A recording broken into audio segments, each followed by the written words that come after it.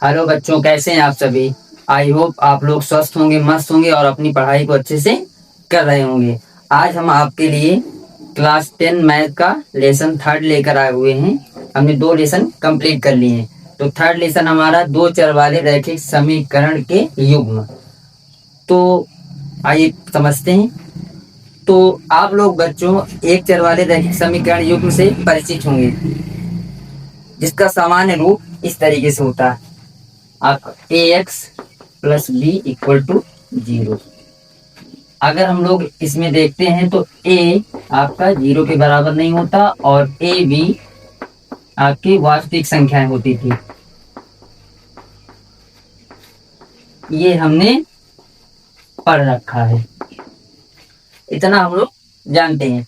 तो ये इसका ये एक चर वाला रैखिक समीकरण, यहाँ पर एक चर है। हमको क्या यहाँ पर पढ़ना, 2 चर वाले रैखिक समीकरण युग्मों को पढ़ना। तो फिर हमको ये पता होना चाहिए कि 2 चर वाले रैखिक समीकरण होते क्या हैं। तो आइए उसको जान लेते हैं। तो हम लोग लिखते हैं 2 चर वाले 2 चर वाले रैखिक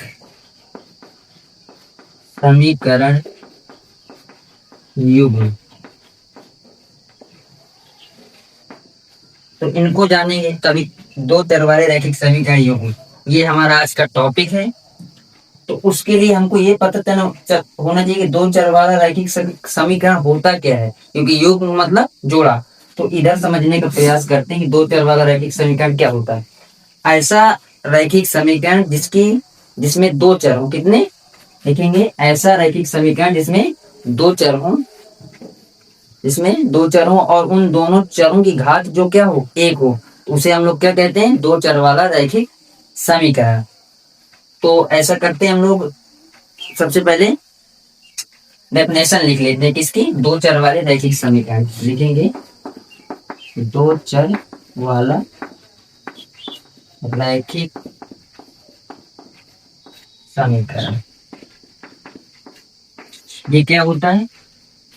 2 चर वाला रैखिक समीकरण होता है ऐसा समीकरण जिसमें 2 चर हो और दोनों चरों की घात 1 हो, तो उसे हम लोग क्या कहते हैं? 2 चर वाला रैखिक समीकरण। आइए इसका सामान्य रूप देखते हैं। तो इसका सामान्य रूप जो होगा आपका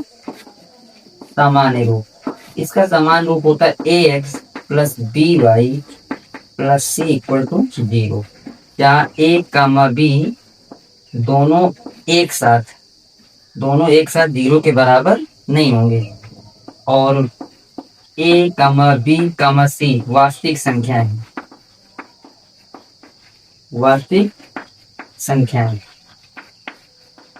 ये होता हमारा 2 चर वाला रैखिक समीकरण। इसमें देखेंगे हम लोग, एक चर ये है एक्स, दूसरा चर वाई है, तो इसलिए ये 2 चर वाला रैखिक समीकरण हो गया। उसकी घात क्या? 1 है दोनों की, इसलिए क्या हो जाएगा? 2 चर वाला रैखिक समीकरण।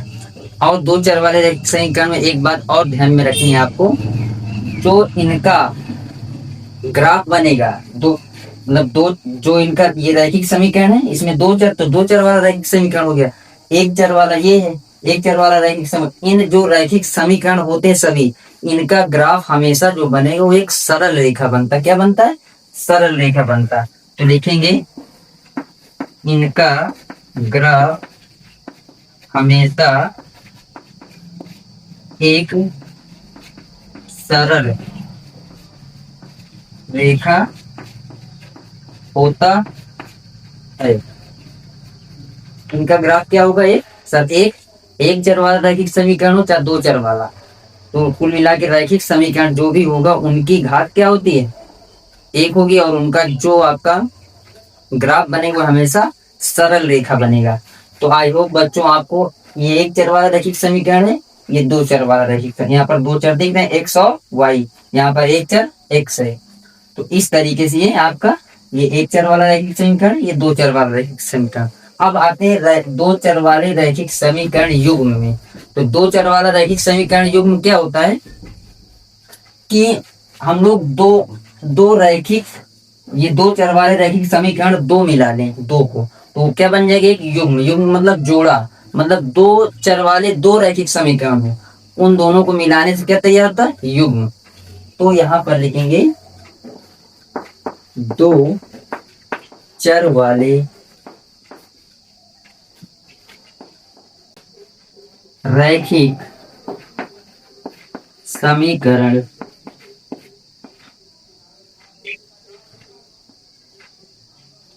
के जोड़े, दो चर वाले रैखिक समीकरणों के जोड़े को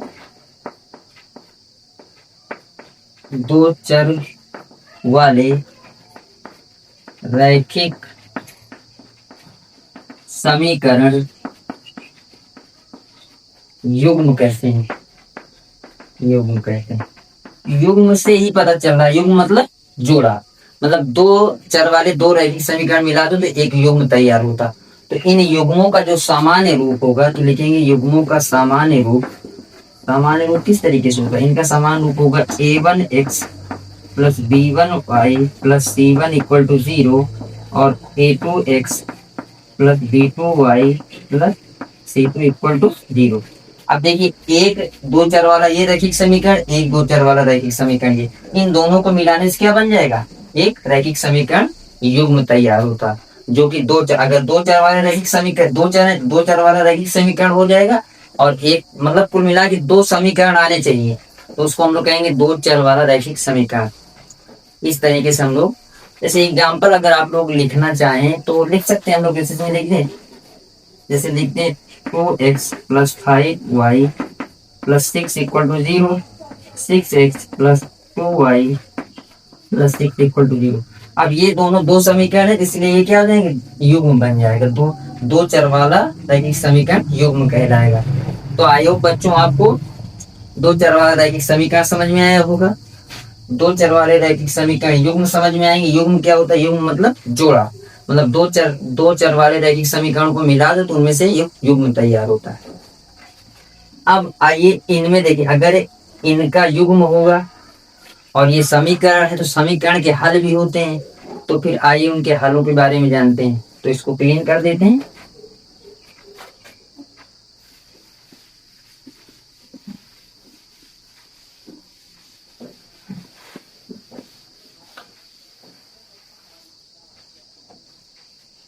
तो जैसे हम लोग लिखते हैं,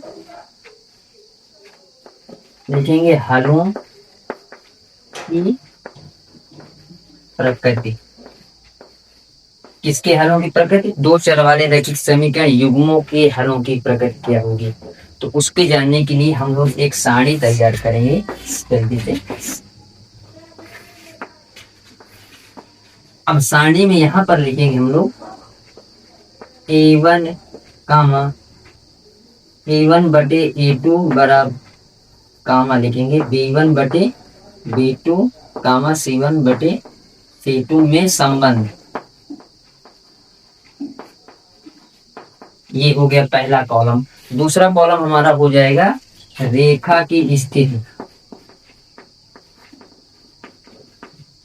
तीसरा हल, और चौथा बताएंगे हम लोग कि ये कि इसकी प्रकृति क्या है। क्या बताएंगे? प्रकृति क्या है। बस ये चार कॉलम है। तो देखिए हमारे पास इसमें कंडीशन होती है तीन, 1 2 3। पहली कंडीशन हमारी ये होती है कि a1 बटे a2 बराबर नहीं है b1 बटे b2 का। अब a1 सॉरी ये a2 आएगा, a1 बटे a2 बराबर नहीं b1 बटे b2 के। तो ये a1 a2 b1 b2 कहाँ से आए? ये दो चर वाले रैखिक समीकरण युग्म से आए हुए हैं। तो अगर ये बराबर नहीं तो जो रेखाएं होंगी वो आपकी प्रतिच्छेदी रेखाएं, कैसी? इस तरीके से एक दूसरे को काट रही होंगी। ये क्या है? दोनों रेखाएं। क्यों? क्योंकि दो रैखिक समीकरण युग्म हो गए तो दो रेखाएं बनेगी। एक रैखिक समीकरण होगा तो एक रेखाएं बनेगी। एक रैखिक समीकरण के लिए एक सरल रेखा बनती है। तो यहाँ पर हम लोग क्या पढ़ना है? युग्म। तो युग्म पढ़ने का मतलब क्या? उसमें दो सरल रेखाएं होंगी। तो अगर दो सरल रेखाएं तो दो सरल रेखाएं, दो इनके क्या कहते हैं आपके रैखिक युग्म भी होंगे। तो ये दोनों रेखाएं क्या होंगी? प्रतिच्छेदी रेखाएं होंगी। और यदि आपका a1 बटे a2 बराबर है b1 बटे b2 के बराबर c1 बटे c2, कितनी रेखाएं क्या हो जाएंगी आपकी? तो रेखाएं आपकी हो जाएंगी समपाती। क्या हो जाएंगी? समपाती। समपाती का मतलब क्या होता है कि एक रेखा ये है, इसी के ऊपर एक रेखा और, इसी के ऊपर एक रेखा और ऐसे टच कर रही है, तो इसको बोलेंगे हम लोग समपाती। समपाती रेखाएं। और अंतिम नंबर है E1/A2 बराबर हो B1/B2 को, और बराबर नहीं हो C1/C2 के। तो इस कंडीशन में रेखाएं जो होंगी वो समांतर होंगी। क्या हो जाएंगी? समांतर। समांतर का मतलब एक दूसरे को कभी नहीं काटेंगी, मतलब ऐसे चलती जाएंगी समांतर। अब हल कितने होंगे? देखो यहाँ पर ये दोनों रेखा एक बिंदु पर प्रच्छेद कर देंगे तो एक हल होगा। क्या होगा? एक हल। एक हल को बोलते हैं अद्वितीय हल। ठीक। अब देखो ये वाली रेखा इसी के ऊपर है तो बहुत जगह बिंदुओं पर कट करेगी, इसके अनंत हल हो जाएंगे। और ये रेखा देखो एक दूसरे कभी नहीं टच करेंगे, समांतर ऐसे निकल जाएंगे सीधे। तो यहाँ पर जो हल होंगे वो मतलब कि एक भी हल नहीं होंगे, या तो कोई हल नहीं कह सकते, कोई हल नहीं होंगे। अब देखो जहां जहां पर रेखाएं काटती है एक दूसरे को, जिस जिस बिंदु पर, जैसे ये दोनों रेखाएं एक दूसरे को टच करती है तो ये हो जाएंगे संगत। क्या हो जाएंगे? संगत। और जो नहीं काटेंगे एक दूसरे की रेखाएं तो ये हो जाएंगी असंगत। इस तरीके से हम लोग, ये आपको सारी याद रखनी है। तो हम लोग आसान इनका प्रयोग हम एग्जाम्पल के थ्रू समझने का प्रयास करेंगे। जैसे अगर अगर हमको समझना हो तो देखिए, हमको समझने के लिए इनको या तो फिर हम लोग कुछ एग्जाम्पल ले लेते हैं, फिर उनका समझने का प्रयास करते हैं। तो आइए देख लेते हैं, अच्छा एग्जाम्पल के थ्रू समझने का प्रयास करते हैं। तो जैसे इसको क्लीन करते हैं, इसको आप लोग याद रखिएगा। और ये इसको याद करने के लिए बहुत आसान तरीका है। आप ये इतना लर्न कर लीजिए, इतना बस। A1/A2 बराबर नहीं B1/B। प्रतिच्छेदी है, प्रतिच्छेदी मतलब एक बिंदु पर प्रतिच्छेद करेगी तो एक हल होगा, या द्वितीय संगत। और देखो ये दोनों केस में क्या है, ये एक दूसरे को काट रही है, टच कर रही, छू रही, तो दोनों केस में संगत होगा, बाकी जो नहीं टच करेगी उसमें असंगत हो जाएगा। अब ये बहुत जगह बिंदुओं पर कट करेंगे तो अनंत हल होंगे, एक बिंदु पर करेंगे तो एक हल, और एक दूसरे को कभी नहीं प्रतिच्छेद करेंगे तो कोई हल नहीं होगा। ठीक है, इस तरीके से अब इसको क्लीन करते हैं।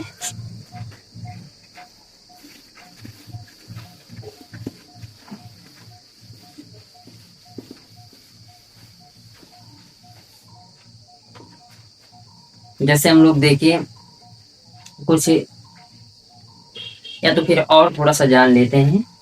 देखिए रैखिक समीकरण को हल करने के लिए हमको, जैसे एक एग्जांपल समझने का प्रयास करते हैं। जैसे आपसे पूछा जाए क्वेश्चन में कि एक हमारे पास, जैसे मान लीजिए बोला जाए क्वेश्चन है, क्वेश्चन समझने का प्रयास करते हैं। मान लीजिए हमको बोला जाए कि 5x, ये आपके 5x plus 2y minus 16 equal to 0, और जैसे बोल दीजिए आपका 6x प्लस 6x/4, यहाँ पर y लिख देंगे। एग्जाम्पल में विचार करना पड़ रहा है, या तो लिखते हैं -2, इसको फ्री कर लेते हैं तो आ जाएगा। अब इसमें बोला जाए कि आपकी इसमें बताइए प्रकृति क्या है, तो प्रकृति बताने के लिए क्या करेंगे, इन दोनों इनकी तुलना करानी, किससे? इसकी तुलना कराएंगे A1x plus B1y plus C1 equal to 0 की, और इसकी तुलना कराएंगे A2x plus B2y plus C2 equal to 0। जैसे इनकी तुलना कराते हैं तो A1 की जगह क्या है 5, x का गुणांक, यहाँ पर x का गुणांक A1 है तो A1 की जगह क्या 5, B1 देखो y की जगह यहाँ पे आ जाए 2, और C1 की -16, और A2 देखो x गुणा A2 यहाँ पर x से गुणा 3 आ जाएगा 3, B2 आ जाएगा 6/5, और C2 बराबर कितना -2। अब हमको बताना प्रकृति, तो प्रकृति बताने के लिए हम लोग क्या निकालते हैं, हम लोग इनका निकालेंगे अनुपात, और इधर निकाल लेते हैं B1/B2 और B1/B2।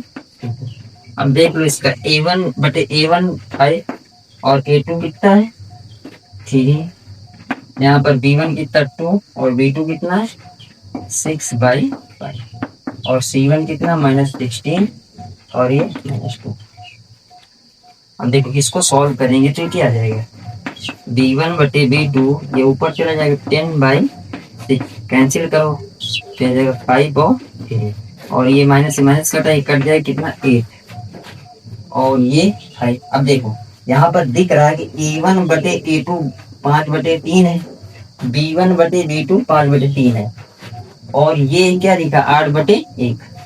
तो यहाँ पर हम लोग देख रहे हैं कि हमारा जो है वो A1/A2 बराबर है B1/B2 के बराबर नहीं है C1/C2 के, क्योंकि A1/A2 और B1/B2 बराबर। तो इस ये कब होता है ये कब होता है अभी हमने पीछे इरेज कर दिया हुआ है। लिखा था कि जब A1/A2 बराबर हो B1/B2 के बराबर नहीं हो C1/C2 के तो रेखा कैसी होंगी समांतर रेखाएं होंगी। रेखा क्या होगी समांतर। अगर समांतर एक दूसरे कभी नहीं काटेंगे तो इसमें एक भी कोई हल नहीं होता, कोई हल नहीं होगा। और रेखा कैसी होंगी असंगत होंगी, संगत नहीं होंगी। क्यों क्योंकि इसमें कोई हल नहीं है। तो इस तरीके से हम लोग इनको सॉल्व करके प्रकृति निकालते हैं। तो क्लीन कर देते हैं।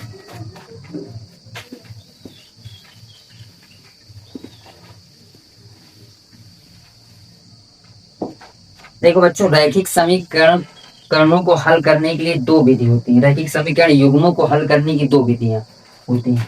तो लिखेंगे रैखिक लिखेंगे समीकरण युग्मों को हल करने की विधि।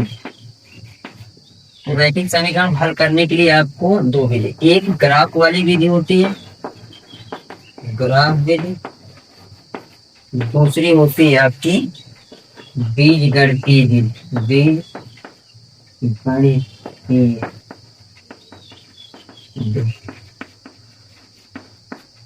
अब देखो बीजगणितीय विधि में आपके तीन प्रकार होते हैं बी सी।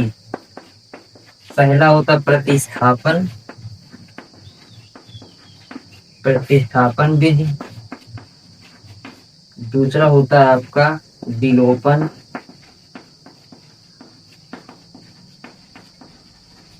तीसरी होती है आपकी वज्र गुणन विधि। तो इन तीनों में से हम ये रैखिक समीकरण युग्मों को हल करने के लिए दो विधि ग्राफीय विधि और बीजगणितीय विधि होती। बीजगणितीय विधि में तीन प्रकार होते प्रतिस्थापन विधि, विलोपन विधि और वज्र गुणनखंड विधि। तो सबसे पहले हम लोग ग्राफ विधि को पढ़ेंगे। आइए ग्राफ विधि को पढ़ते हैं। तो ग्राफ विधि में हम एक एग्जाम्पल के थ्रू समझते हैं। जैसे हम लोग एग्जाम्पल ले रहे हैं x + 3y - 6, x + 3y - 6 = 0।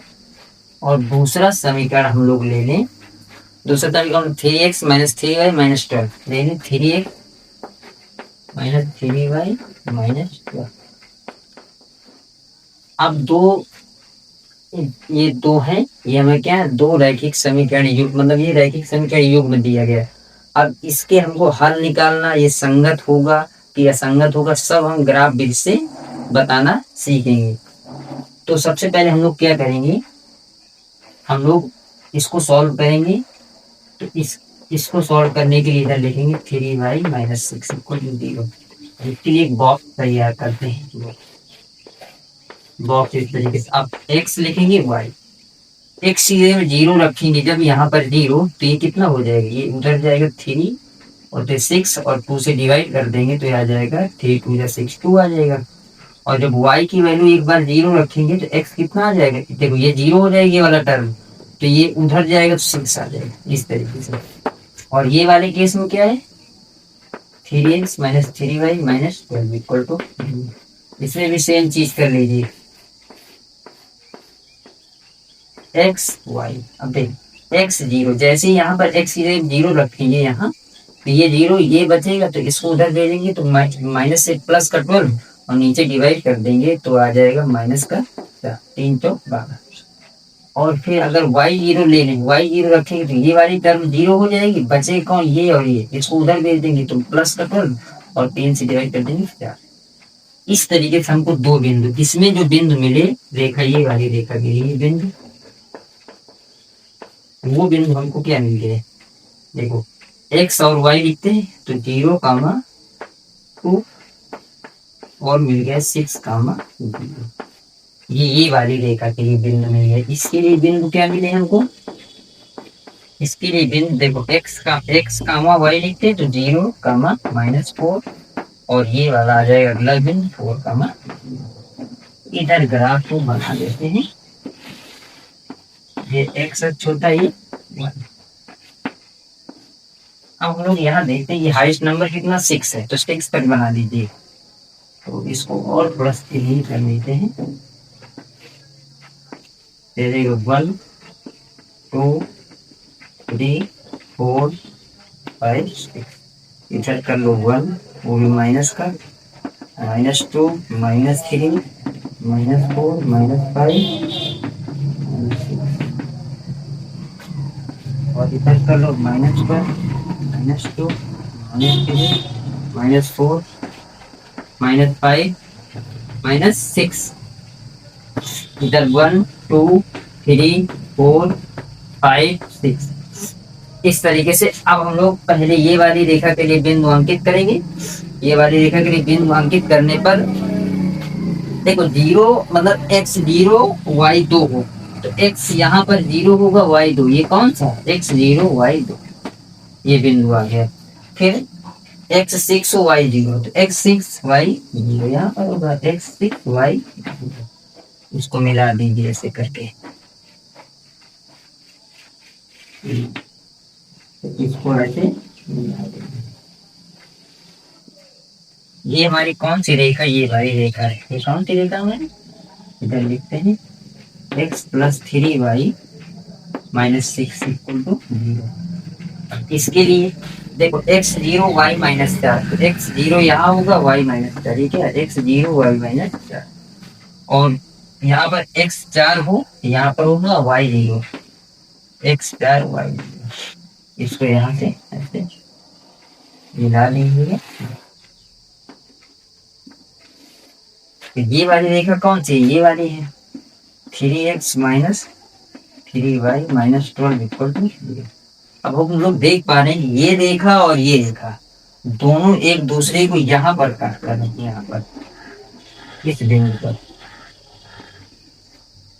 तो यहाँ पर कट करने का मतलब क्या है कि अगर हमारे इन गैप बीच के सेम है, ये गैप अगर हमारे सेम है, तो जो यहाँ पर कट करने वाला पॉइंट है ये आपका एक बिंदु है। तो यहाँ पर आप देखो प्रकृति कैसे सब कुछ अब बता सकते हैं हम लोग। एक बिंदु पर कट करने का मतलब इन दोनों रेखाओं कितने अद्वितीय हल, पहला अद्वितीय हल ये हो गया। दूसरी बात जब हल होते हैं तो संगत हो जाता है, तो यहाँ पर संगत आ जाएगा। तो इस तरीके से ये आपका ग्राफ भी से बताया जाता है कि कितने हल होंगे, संगत होंगे या संगत होंगे, ठीक है। तो हमें यहाँ पर एक बिंदु पर कट करना है, इसका मतलब यहाँ पर अद्वितीय हल, अद्वितीय हल का मतलब एक, केवल एक हल, या तो लिख लो केवल एक हल। और वो कैसा होगा, संगत होगा। क्यों, क्योंकि जब भी रेखा एक दूसरे को काटेंगे तो संगत नहीं काटे तो असंगत होता है, ठीक है। क्लियर है, आगे चलते हैं और एक एग्जाम्पल के थ्रू समझने का प्रयास करते हैं।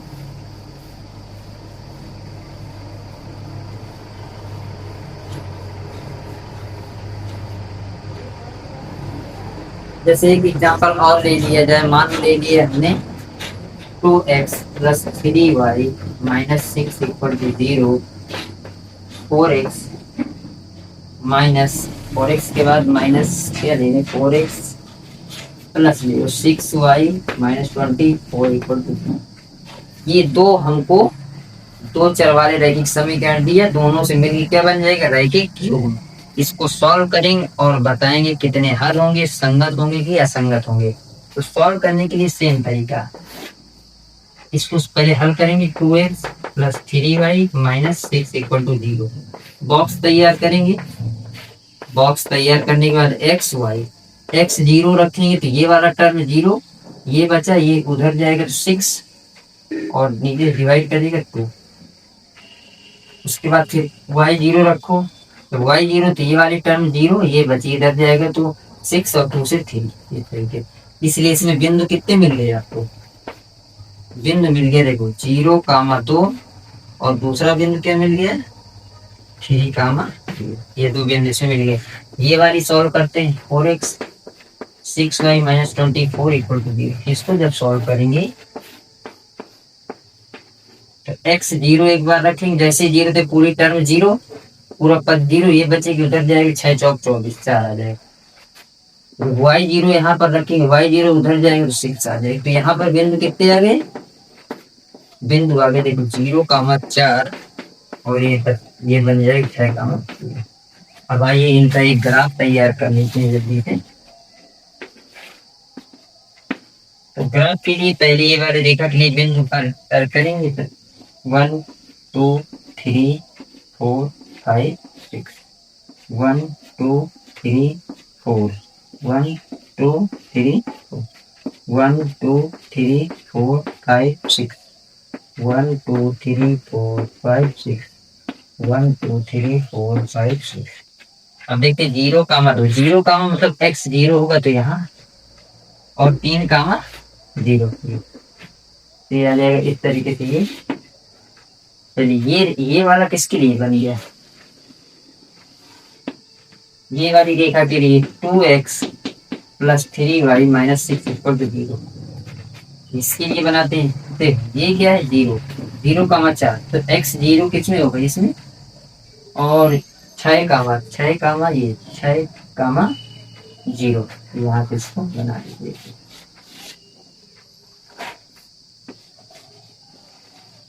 अब हम लोग देख पा रहे हैं कि ये दोनों रेखाएं जो है, ये वाला ग्राफ इसकी ये वाली रेखा के लिए 4x प्लस 6y माइनस 24, ये वाला ग्राफ हो रही है। अब देख रहे हैं ये दोनों ग्राफ एक दूसरे के समांतर जा रहे हैं। जब समांतर जाते हैं ग्राफ तो क्या होता है, जब ये समांतर जाएंगे तो हमने पीछे सारणी में बताया हुआ है कि जब समांतर है, समांतर होने का मतलब इसमें एक दूसरे कहीं नहीं काटेंगे तो कोई हल नहीं होगा, कोई हल नहीं होगा, कोई हल नहीं होगा। और जब कोई हल नहीं होता तो उस केस में क्या होता है, असंगत हो जाता है। तो इस तरीके से ये प्रकृति इसकी असंगत, हल इसमें कोई हल नहीं होगा। तो इस तरीके से हम लोग ग्राफी विधि से दो चर वाले रैखिक समीकरणों को सॉल्व करते हैं। अब हम लोग आइए एक एग्जाम्पल के थ्रू समझते हैं कि प्रतिस्थापन और विलोपन और गुणन वज्र गुणनखंड विधि क्या होती है।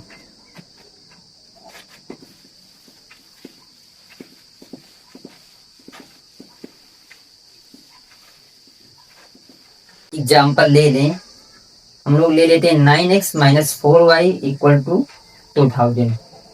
हम लोग ले लेते हैं एग्जाम्पल के थ्रू समझेंगे। जैसे लिख लें 9x minus 4y equal to ये 200 या 4y क्या, ठीक है। उसके बाद 7x माइनस ले लेते हैं 7x minus 3y equal to. अब इसमें से हम दो विधियों को समझेंगे, प्रतिस्थापन और विलोपन। वज्र गुणनखंड विधि को अलग से समझेंगे इसी में, लेकिन अलग से, थोड़ा सा वो स्पेशल केस है। तो इसमें देखिए दोनों विधि को इधर सॉल्व करते हैं। इनको हल करने की दो विधियां, पहली प्रतिस्थापन और दूसरी विलोपन। दोनों से सॉल्व करके आपको बताते हैं। प्रतिस्थापन विधि लगाने के लिए क्या करते हैं हम लोग, इनको एक मान देंगे, इसको तो लिखेंगे समीकरण 1 से, ये समीकरण 1 ले लीजिएगा, तो लिखेंगे 9x 4y। देखो यहाँ से x या y की वैल्यू निकालेंगे, x या y का मान निकालेंगे। हम लोग यहाँ पे y का मान निकाल लेते हैं, इसको उधर भेज दो। या तो x का मान निकाले, इसको उधर भेजे तो आ जाएगा 9x equal two plus 4y। अब ये आ जाएगा डिवाइड में, तो x प्लस 4y इस तरीके से हो जाएगा। अब यहाँ पर हम लोग देख पा रहे हैं कि x की वैल्यू निकल आई। अब इसको, अब x का मान हम लोग समीकरण 2 में रख देंगे, लिखेंगे x का मान समीकरण 2 में रखने पर, जब x का मान, ये समीकरण 2 है, देखो एक समीकरण से हमने एक चर की वैल्यू, चाहे x की निकाल लो चाहे y की, एक x बराबर निकाल ली है और x इसकी वैल्यू दूसरे समीकरण में पुट कर देते रखते हैं। तो एक इसका मान इसमें रख दो दूसरे समीकरण में, तो दूसरा समीकरण क्या है, ये है, इसमें रख दो 7 और x की जगह में ये,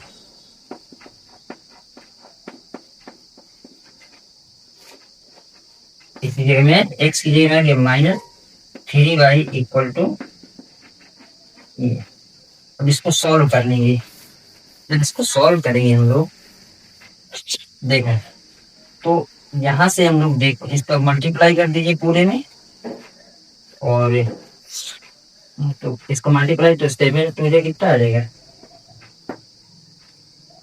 14,028y, यह आ जाएगा 9,3y इक्वल टू ये आ गया, इतना आ जाएगा।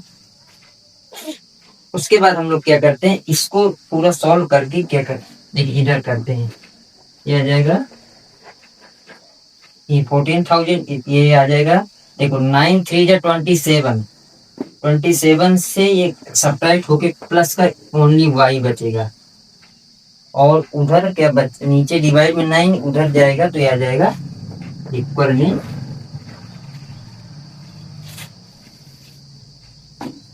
में आ जाएगा। देखिए 9 2 जा 18, अब इसको उधर कर दो तो y इक्वल टू कितना आ जाएगा, सब्ट्रैक्ट हो जाएगा, y इक्वल टू आ जाएगा, घटा दो तो कितना आ जाएगा 14 4,000। अब देखो y की वैल्यू आ गई 4। अब ये y का मान यहाँ पर रख दो, चाहे इसमें रख दो चाहे इसमें, तो लिखेंगे y का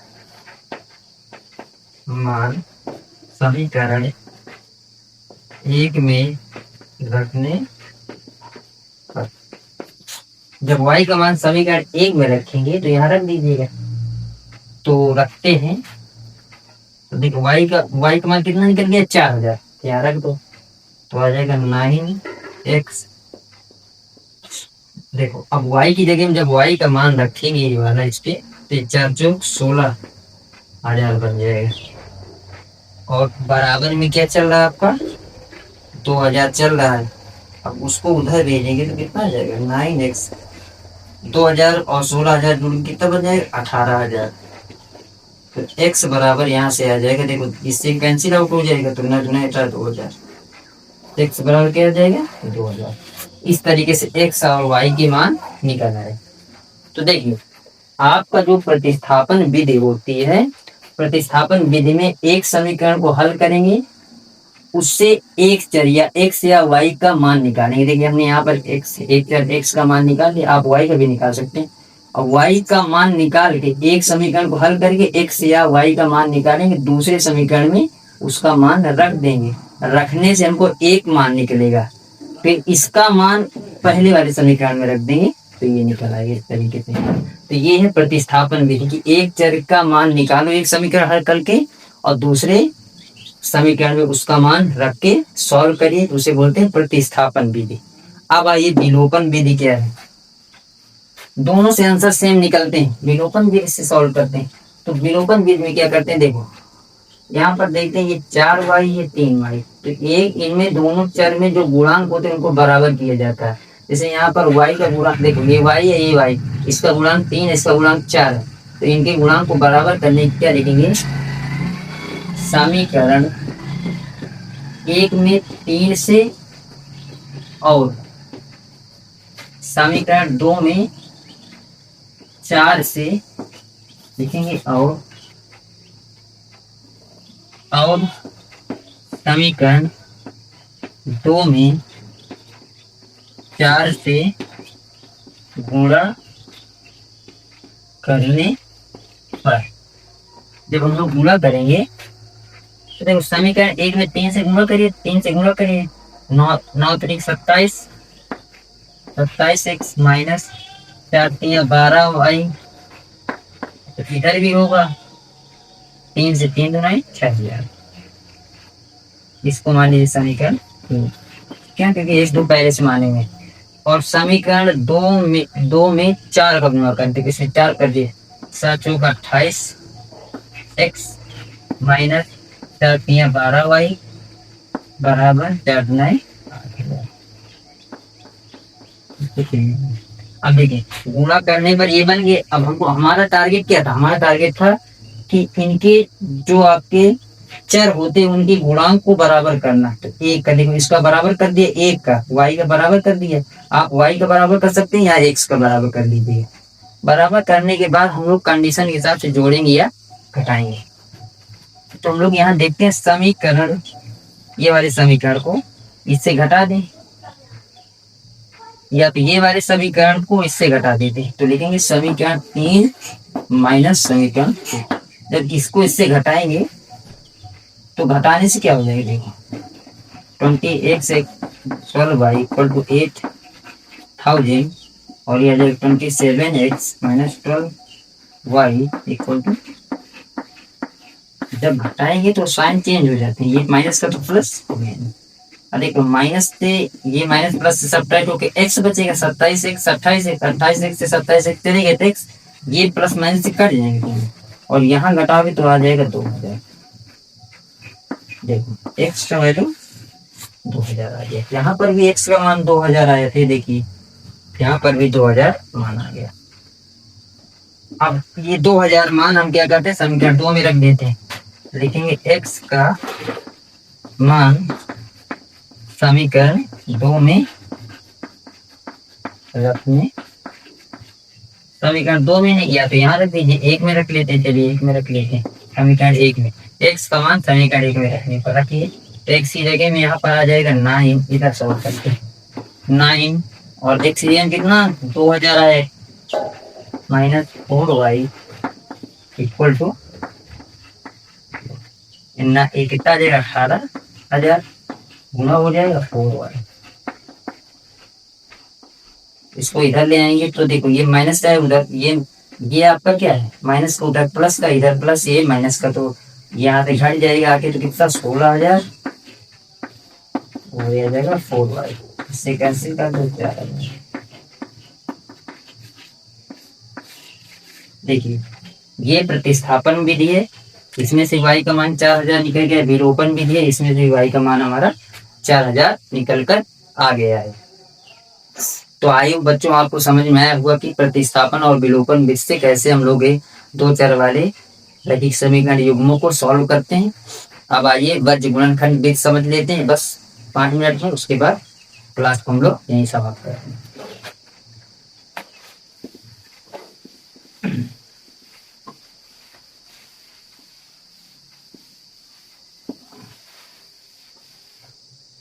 लिखेंगे वज्र गुणन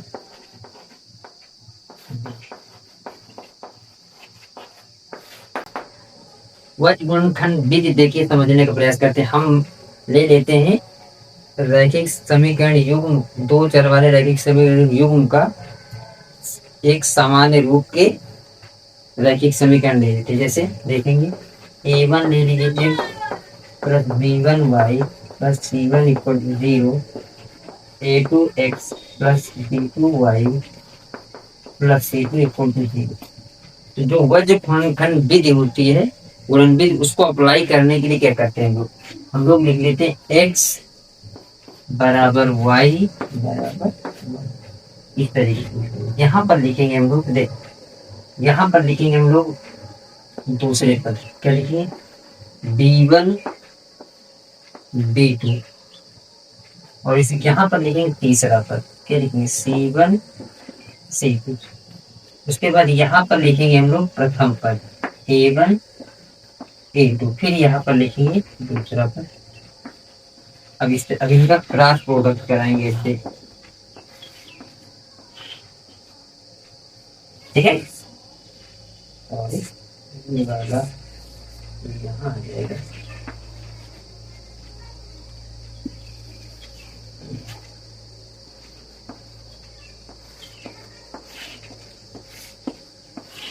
इस तरीके से हम लोग करवाते। तो आइए देखते कैसे। तो लिखेंगे एक्स, यहाँ पर बटे का निशान लगा दिए कि यहाँ पर एक्स बटे, देखो ये इस तरीके से घुमाएगा तो T1 T2, B1 का गुणा C2 के साथ माइनस T2 का गुणा C1 के साथ बराबर y बटे, अब यहाँ देखेंगे C1 का गुणा A2 के साथ माइनस C2 का गुणा A1 के साथ, ये इसके साथ इसका गुणा आ जाएगा B2, A1 का गुणा B2 के साथ माइनस A2 का गुणा B1 के साथ। तो ये हमारा जो होता है ये क्या है, वर्ग गुणन विधि से रैखिक समीकरण युग्मों को हल करने की विधि है। आइए एग्जाम्पल से हल करने का प्रयास करते हैं। मान लीजिए हमारे पास एग्जाम्पल है, जैसे हम लोग ले लें कि एक हमारे पास एग्जाम्पल दिया 2x - 3y + 1 दिया गया है, 2x - 3y + 1 = 0। और दूसरा समीकरण हम लोग ले लेते हैं 3x + 4y - 5, 3x + 4y - 5। अब इसमें वर्ग गुणन विधि लगा देंगे, वर्ग गुणन, जब वर्ग गुणन विधि लगाएंगे तो विधि क्या होती है, विधि होती है हम लोग ये यहाँ पे x लिखेंगे सबसे पहले, y बांटते हैं ऐसे बराबर के निशान, ये सब लिखिए बस। अब इसके बाद क्या करते हैं, अब देखो यहाँ पर अगर हम लोग देखें तो B1 ये है, y के गुणांक B1 B2, तो यहाँ देख लेते हैं ये क्या है -3 और ये 4 आ जाएगा। फिर उसके बाद हम लोग क्या करते हैं 1 - 5, फिर उसके बाद हम लोग क्या करते हैं 2 3, उसके बाद हम लोग क्या करते हैं, ये आ गया -3 और इस तरीके से। अब इसका गुणा इसके साथ, इसका गुणा इसके साथ, इसका गुणा इसके साथ, इसका गुणा इसके साथ, इसका गुणा इसके साथ, गुणा इसके साथ, तो आ जाएगा x बटे, इसका गुणा इसके साथ कराएंगे तो देखो माइनस माइनस से प्लस बाहर दिया 15 माइनस, तो ये माइनस का निशान लगा जाता है। अब इसका गुणा इसका 4 × 4 बराबर, फिर इसका गुणा इसके साथ 3 × y बटे 3 बन गया 3। और देखो माइनस, ये माइनस का 5 है, प्लस का माइनस माइनस, यहाँ माइनस आएगा और 5 में 10 माइनस का, ये वाला माइनस बराबर, इसका गुणा इसके साथ 4 9 8 और यहाँ इसका 3 3 9 माइनस का, सॉल्व करेंगे x आ जाएगा 11 4 15 और ये आ जाएगा जुड़ जाएंगे 11 और ये आ जाएगा 9 8 17 प्लस हो जाएंगे माइनस से। अब हम लोग दो दो इसको लेके सॉल्व कर लेंगे तो कितना आ जाएगा y बराबर, ये ऊपर चला जाएगा तो आ जाएगा 11 बटे 17। और अगर इसको ये दोनों से सॉल्व हुआ तो ये आ गया y का मान, और इसको सॉल्व कर देंगे ये दोनों तो क्या आ जाएगा, तो हम लोग यहाँ पे सॉल्व कर लेते हैं तो आ जाएगा x बराबर 11 बटे। इस तरीके से हम लोग सॉल्व करने का प्रयास करते हैं। आइए लर्न करने की एक ट्रिक बता देते हैं।